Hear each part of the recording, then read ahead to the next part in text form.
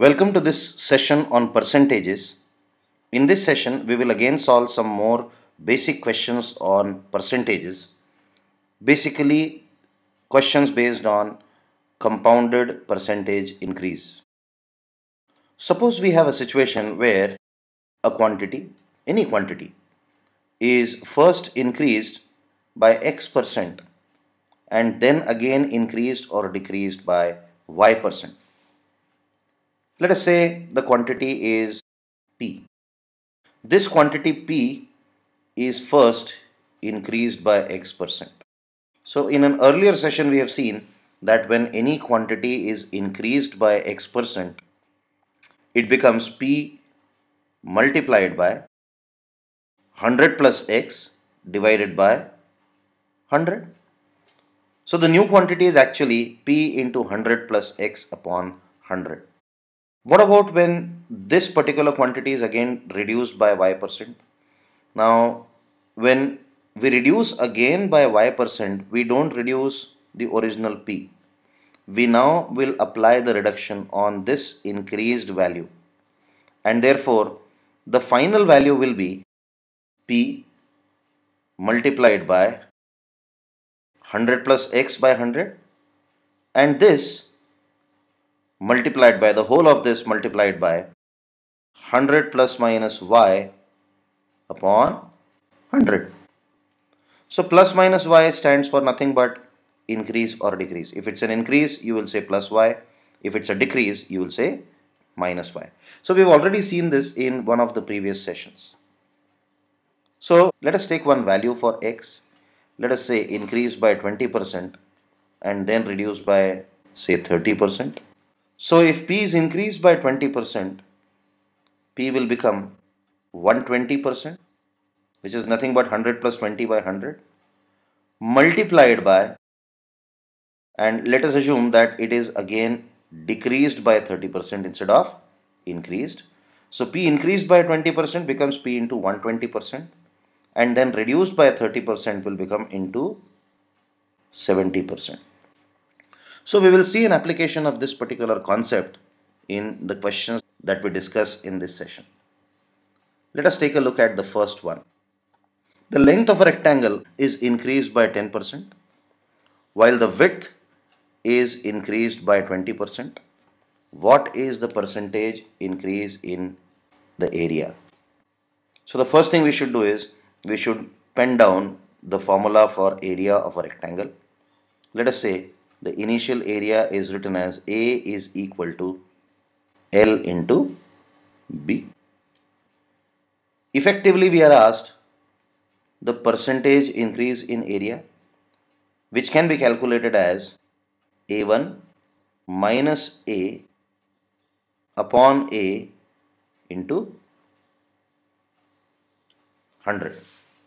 So all we need to do is we need to calculate the new value of area in order to answer our question. So let us do that exactly. A1, which is the new value of area, you have the length increased by 10%. So we can write that as 110% of L because L has been increased by 10%. Similarly, the width has been increased by 20%. So we can write that as 120% of B. And this will give us 132% of L into B. So the new value of area is actually 132% of L into B. So what does that mean for us? It means that the percentage increase is equal to the new area, that is 132% of A minus A and whole divided by A into 100. And this on solving further will give us 32%. In fact, the moment you got the new value of area as 132%, you should have realized that 132% is actually 32% greater than LB.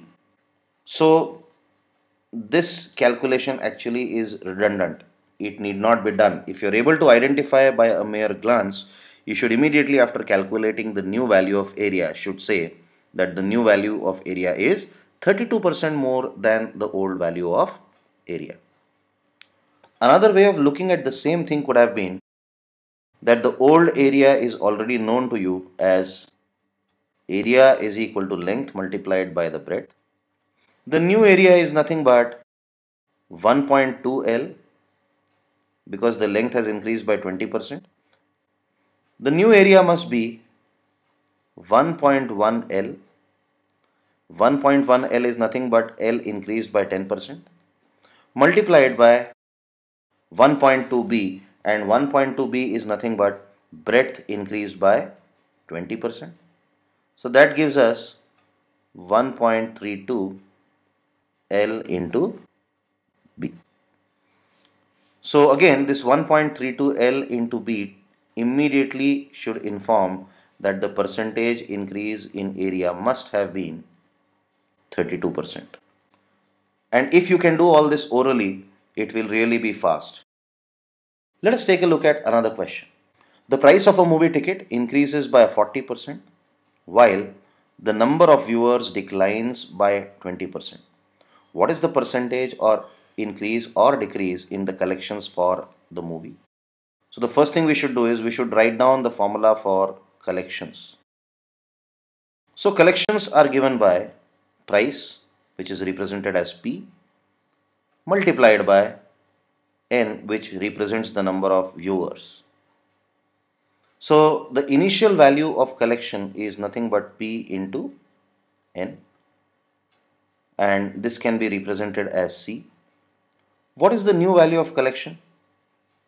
We can easily see that the new value of collection is 1.4 P or 140% of P, because the price has increased by 40% multiplied by, because the number of viewers have now declined by 20%, we can write this as 80% of N, which means that the new value of collection is nothing but 112% of P multiplied by N. What is the old value of collection? The old value of collection is P into N, and the new value is 112% of P into N, clearly indicates a 12% increase. We could also have calculated this percentage increase by applying the following formula. Required percentage is C1 minus C upon C multiplied by 100. But if you can see here, 112% of P into N indicates a 12% increase straight away. Let us take a look at another similar question.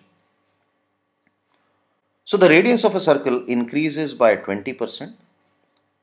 What is the percentage increase in area? Once again, the first thing we should do is we should write down the formula for area of a circle. So area of a circle is given by area is equal to pi r square. What will be the new value of area? New value of area will be calculated when r increases by 20%. So pi multiplied by, instead of r, we will write down 1.2 r and whole square. So which means 1.44, because 1.2 square gives you 1.44, and into pi r square. So what is the new value of area? 1.44 pi r square, and this indicates nothing but a 44% increase in the area. So with this we come to an end of this particular session.